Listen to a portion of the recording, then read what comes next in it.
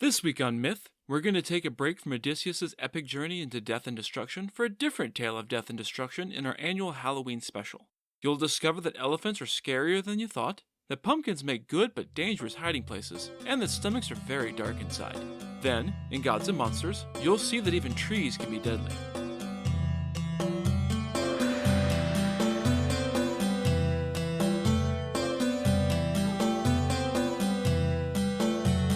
This is the Myths Your Teacher Hated podcast, where I tell the stories of cultures from around the world in all of their original, bloody, uncensored glory. Modern tellings of these stories have become dry and dusty, but I'll be trying to breathe new life into them. This is episode 73, Death and Pumpkins.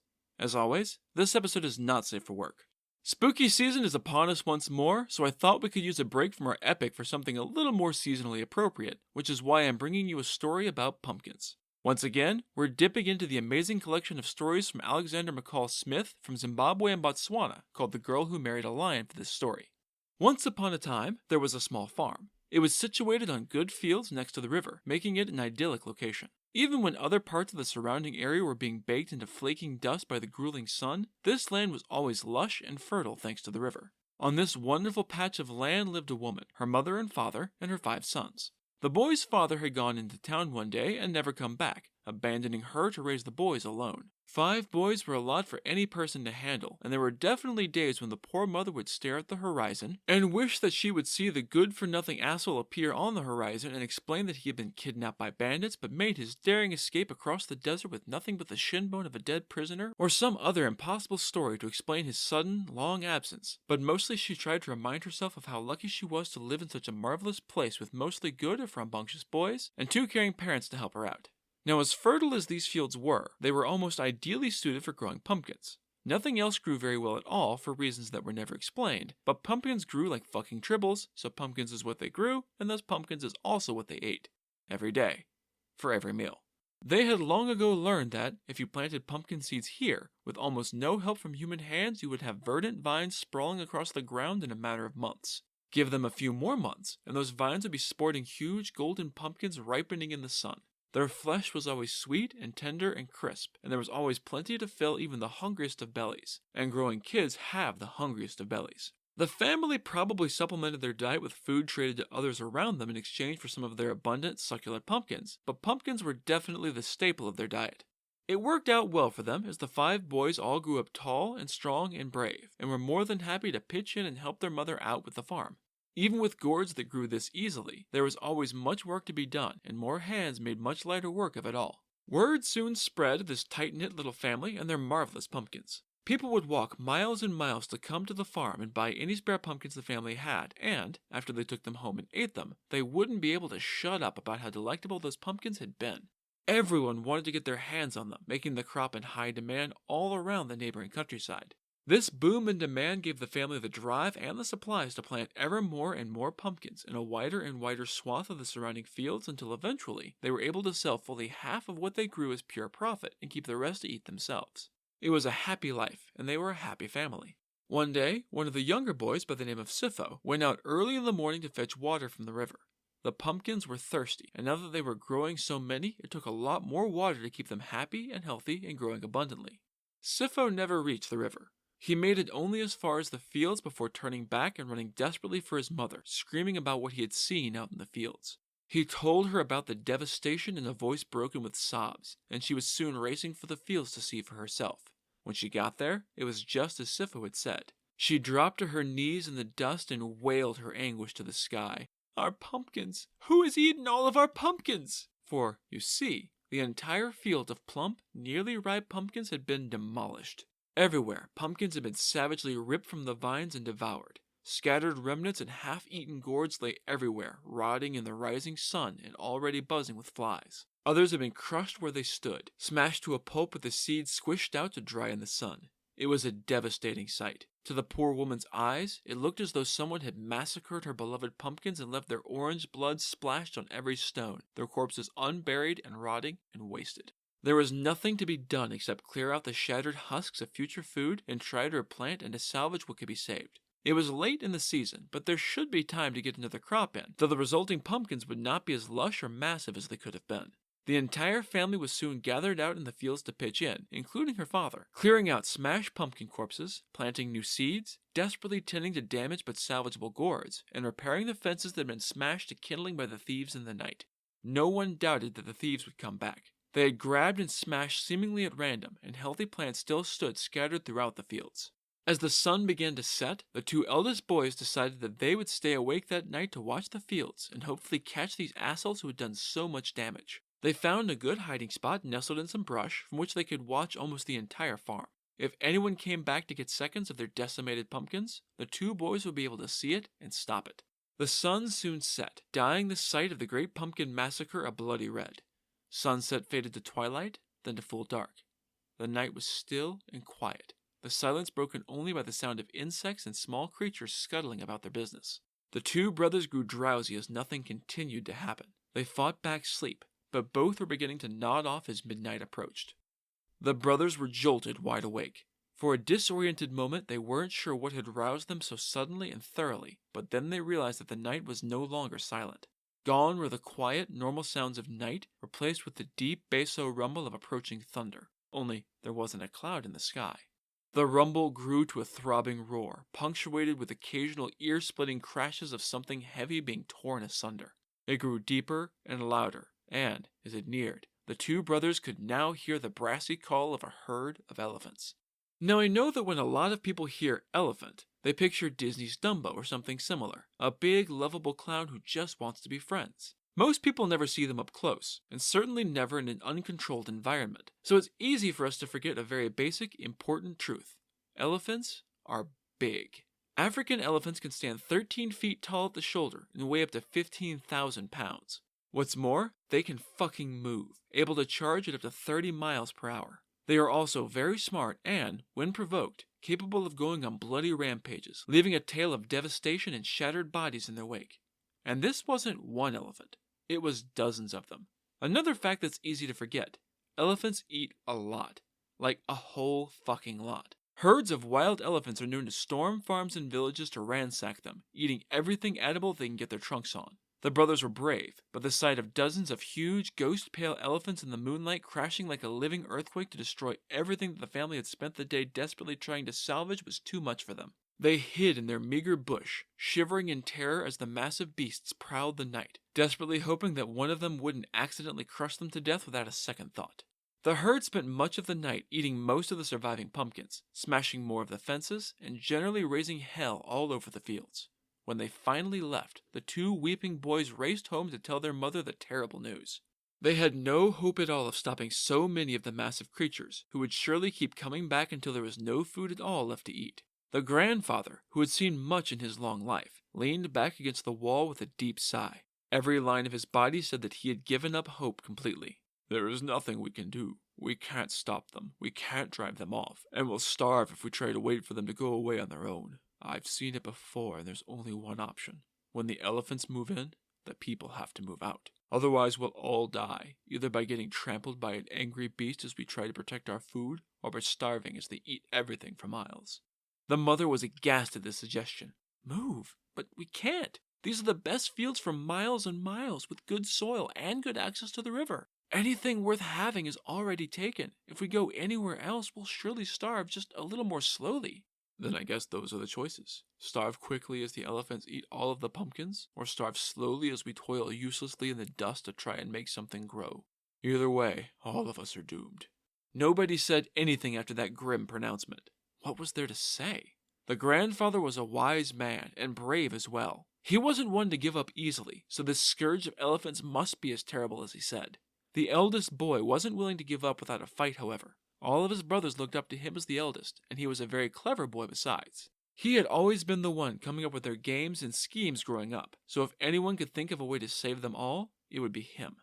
The boy thought long and hard, considering this thorny puzzle from every angle. As he poked and prodded at his thoughts, an idea began to form. He didn't like it, not one bit, but he couldn't see any other way.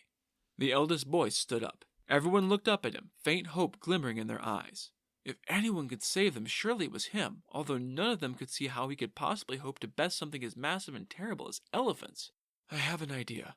I think I know how to save our pumpkins, but it's extremely dangerous. I don't like it, but I think it's our only hope. He took a deep breath. Someone's going to have to be bait. We have to find the biggest, juiciest pumpkin we have left. We hollow it out inside, and someone crawls inside the pumpkin and hides. Then we leave it out in the fields all alone at night. The boy inside will have to wait as the elephants come again to our fields. They won't be able to resist a pumpkin so huge and tempting, and it will be the first one they go to eat. And here's where it gets dangerous.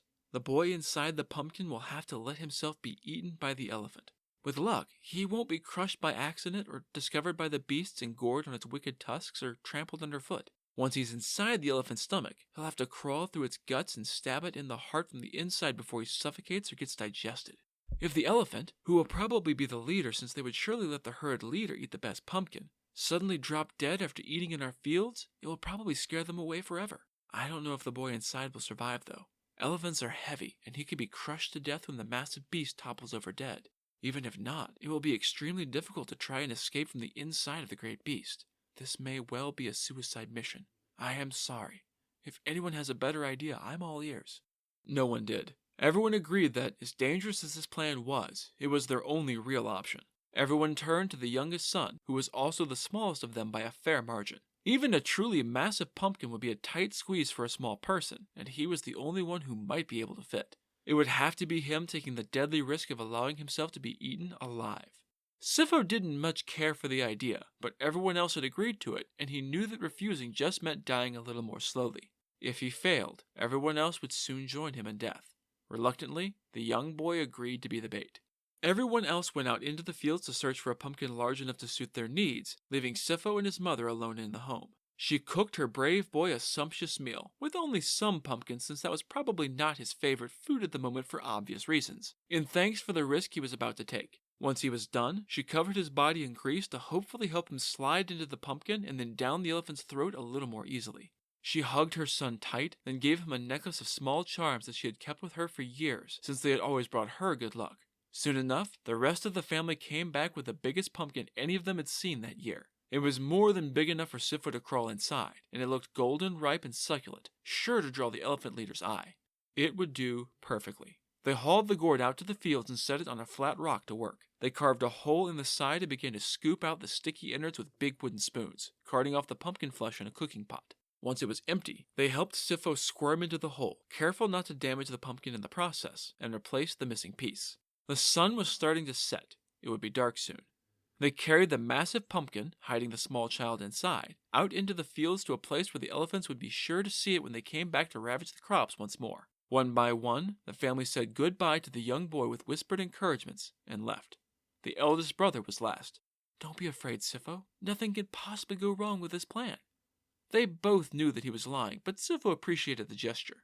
Then he too left, leaving Sifo all alone in the cramped, claustrophobic darkness to wait for the elephants to come and gobble him up.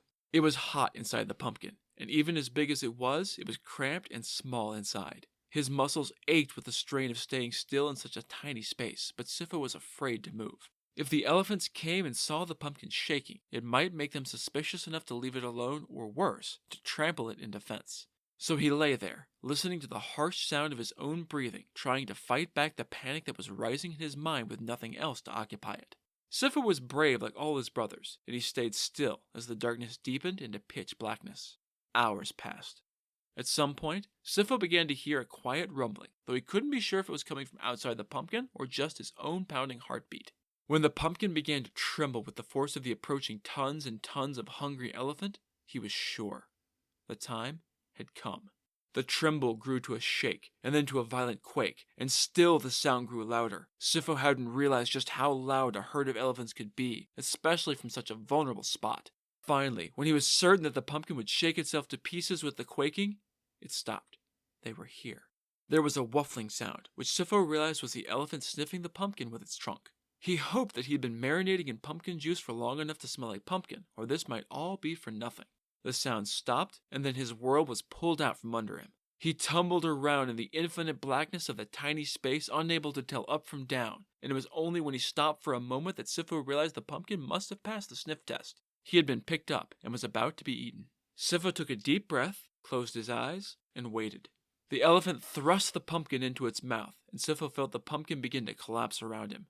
Everything was hot and humid and crushing as the elephant chewed the pumpkin just a little before swallowing it mostly intact. Sifo felt the beast's massive teeth, capable of grinding his bones to jelly, scrape along his skin as he slid past, carried on a wave of smashed pumpkin. He slid down its throat, and the pressure became intense, but it didn't last long before he came to rest inside the close confines of the creature's stomach. His first impression was pain. Lucky for him, elephant stomachs are different than human ones, and he didn't end up taking a bath in stomach acid, or this might have all been over very quickly.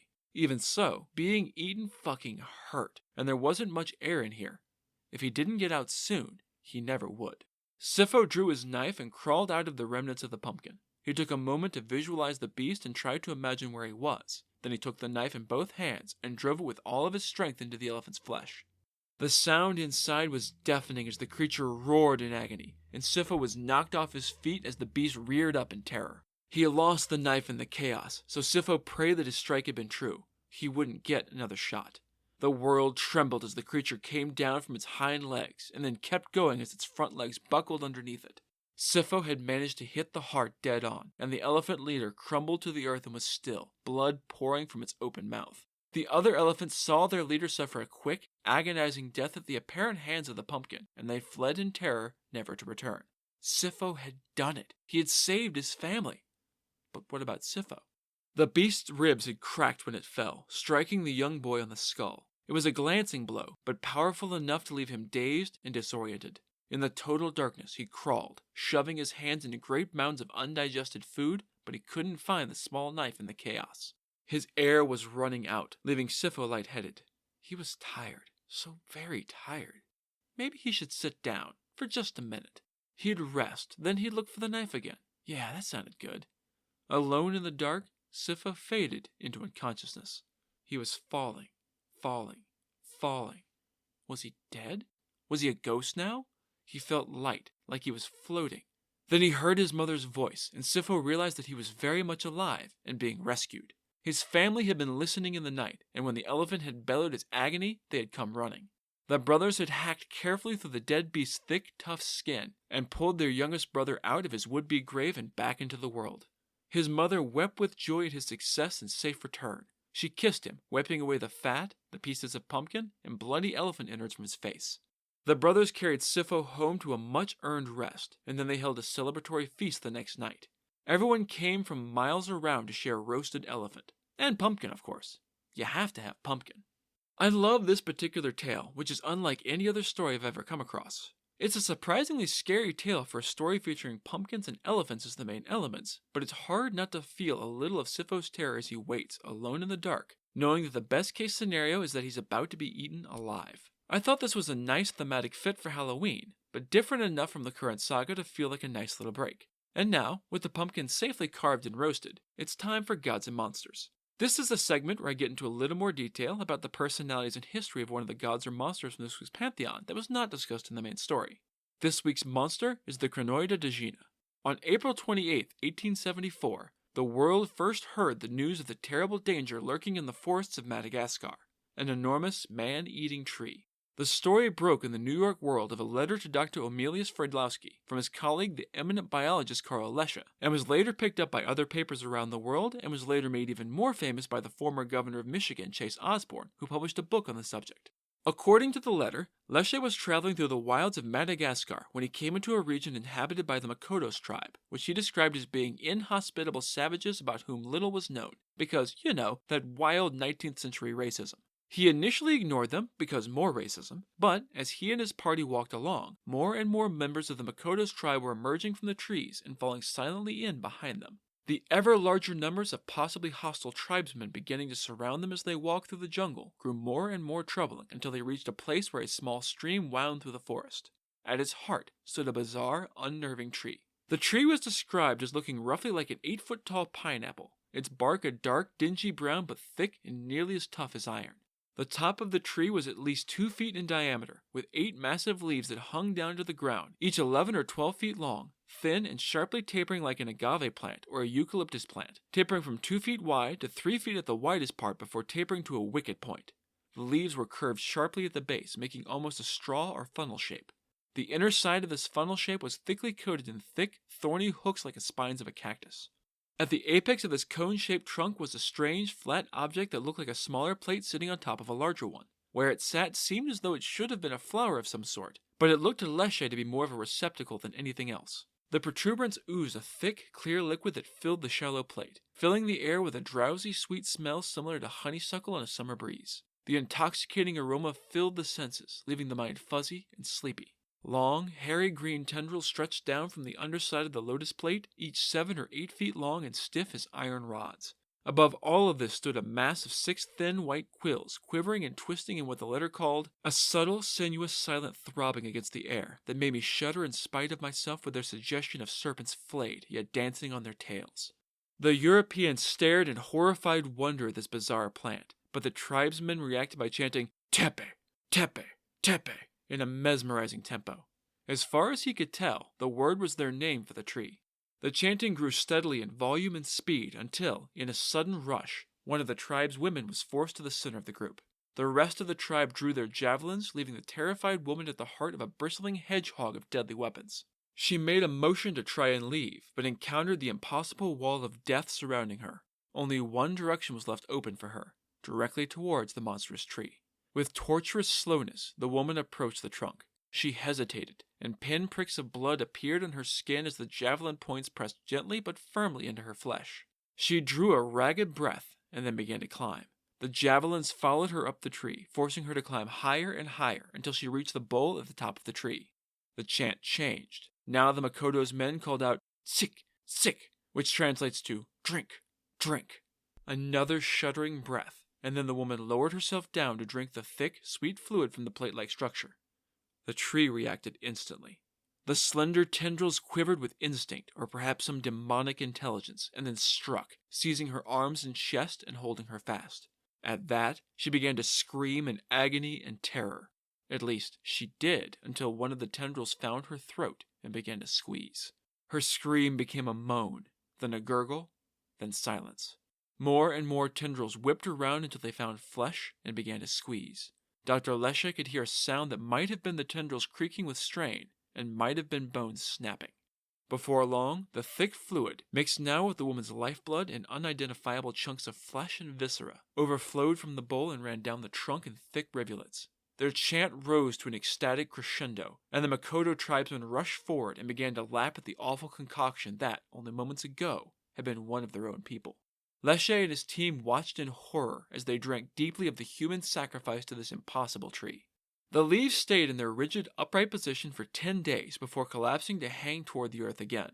At the foot of the tree, he saw a skull stripped of all flesh, the only reminder of the sacrificed woman. He spent 3 more weeks observing these strange, terrible trees, finding a number of smaller specimens scattered throughout the forest, one of which he watched capture and devour an unlucky lemur. He named the carnivorous plant Crinoida dagina, after a fossil known as the crinoid lilystone, or St. Cuthbert's beads, and a respected physician named Babu Daji. It's a strange, terrifying tale that seems straight out of a horror story, and there's a reason for that. The entire thing turned out to be a hoax. 14 years later, in 1888, in the second issue of the current literature, the entire story was reprinted with an explanation. The whole thing had been made up by reporter Edmund Spencer, who had died 2 years previously. The Devil Tree of Madagascar was a myth, a monstrous version of the very real Venus flytrap. This announcement went almost entirely unnoticed, however, and stories about the tree continued through the 1890s, though none mentioned Spencer as the author. By the 20th century, stories of the tree weren't even crediting the New York World as the source of the tale, leading to enormous confusion as later researchers tried to track down the source. It wasn't until science author Willy Ley published Salamanders and Other Wonders in 1955 that the story of the man-eating tree of Madagascar was finally put to rest, providing evidence that the Makoto tribe, Karl Lesche, and the tree itself did not and never had existed, and was all part of the feverish and fairly racist imagination of a fiction writer. Still, if you ever see a strange tree with gasping tendrils offering you hypnotic sap, maybe steer clear just in case. Happy Halloween, everyone! That's it for this episode of Myths Your Teacher Hated. Keep up with new episodes on our Facebook page, on iTunes, on Stitcher, on TuneIn, and on Spotify, or you can follow us on Twitter as @HardcoreMyth and on Instagram as Myths Your Teacher Hated Pod. You can also find news and episodes on our website at mythsyourteacherhated.com. If you have any questions, any gods or monsters you'd want to learn about, or any ideas for future stories that you'd like to hear, feel free to drop me a line. I'm trying to pull as much material from as many different cultures as possible, but there are all sorts of stories I've never heard, so suggestions are appreciated. The theme music is by Tiny Cheese Puff, and you can find on Fiverr.com. Next time, it's back to ancient Greece to set sail with Odysseus once more. You'll see that magical voices and mysterious palaces are a mixed bag, that sometimes you just have to fuck your way out of trouble, and that you don't want to end up on the wrong end of a magic wand. Then, in Gods and Monsters, you'll learn that some mythological monsters are very, very real. That's all for now. Thanks for listening.